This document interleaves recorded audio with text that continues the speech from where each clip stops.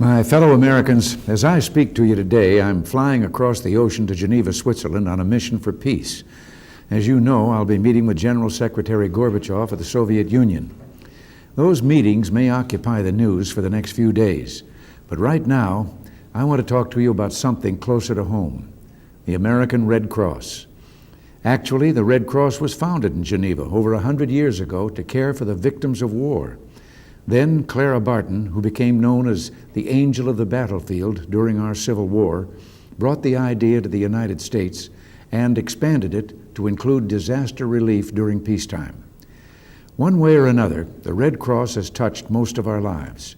Last year, close to 1.5 million volunteers worked for the Red Cross, with many millions more giving blood and participating in their programs for young people. It was with the Red Cross, in fact, that I received training for one of my first jobs as a lifeguard. And today, I'm proud to serve as this noble organization's honorary chairman. This year has been unprecedented in the history of Red Cross disaster relief efforts, and their resources have been stretched to the limit. In addition to helping our neighbors around the world in famine-stricken Africa, after the devastating earthquake in Mexico City, and most recently with the eruption of a volcano in Colombia, the Red Cross has had its work cut out for it here at home, too. A series of natural disasters has struck the United States since last July 1st. Several of them you probably know by name: Bob, Danny, Elena, Gloria, and Juan.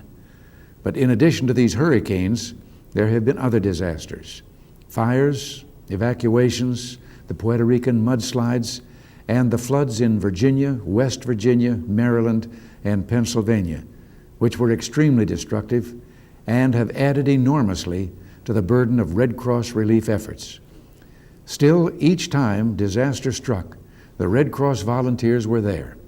I'm sure that for those people whom the storms made homeless, a hot meal, a Red Cross blanket, a soft bed, and a warm smile helped them get through the nightmare and take that first step on the difficult road to rebuilding their lives. I guess the only good thing to come out of natural disasters like these are the stories of self-sacrifice and downright heroism, and so often those heroes turn out to be Red Cross volunteers. That was the case recently in West Virginia, when some volunteers heard a dog barking inside a flooded house. By the time they got there, the water was already rising past the windows. Inside, a man was struggling to save his furniture from the water and had no idea the peril he was in. He was blind and may not have been evacuated if the Red Cross hadn't come to save both him and his dog. Then there was a family in West Virginia, marooned in their home.